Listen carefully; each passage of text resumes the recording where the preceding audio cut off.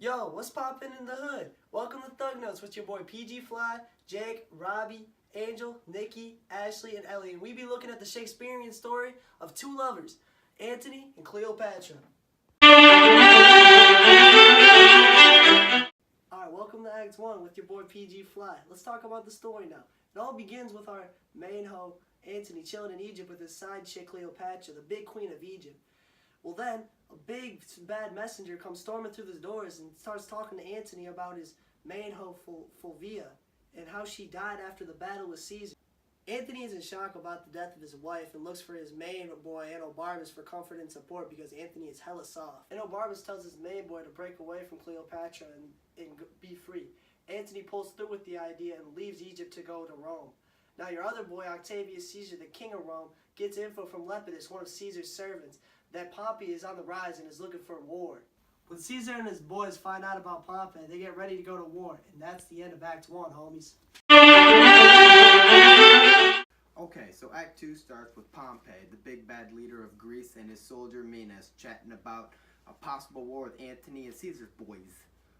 Both Antony and Caesar know that they have to set aside their beef and they're going to destroy the rival gang. Caesar and Antony go on and on accusing each other of dissing one another. After they finish beefing in front of their squad, Caesar's homie Agrippa says that they need to make a deal. Antony and Caesar were both open to suggestions. The homie Agrippa says Antony needs to marry Caesar's sister Octavia so Antony and Caesar can become brothers for life and the beef can be a thing of the past. Octavia marries Antony and takes Fulvia's spot as the main hoe, while Cleopatra is left as a side hoe yet again.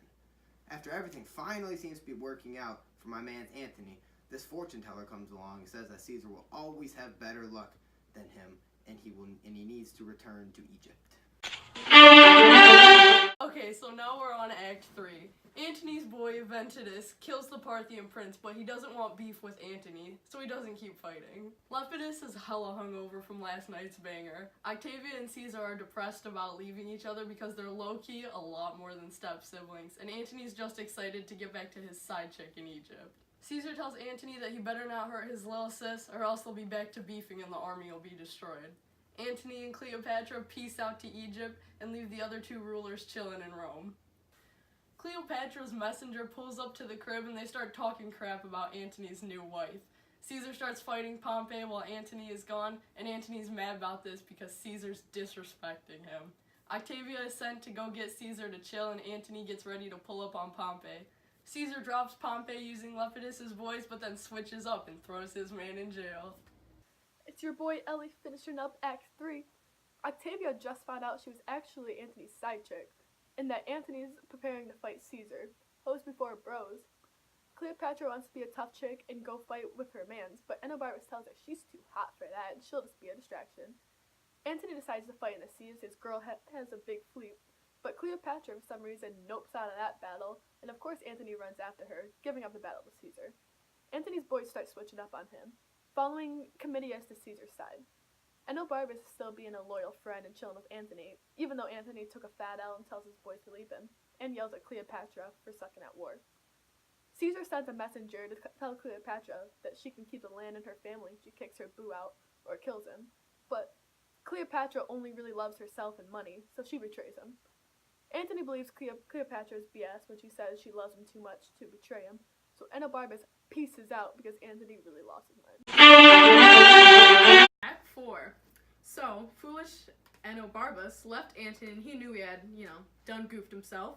So, my guy Enobarbus decides to commit suicide because he felt guilty for leaving his main man Antony after Antony gave him back all of his treasures. So, Antony's, gang wins the scrap, but he thinks his side hoe Cleopatra betrayed him for another pimp Caesar, so Antony thought Cleopatra was a double-crossing floozy. Alright, so because Cleopatra is a double-crossing floozy, she sent a messenger to Antony telling him that, she's dead.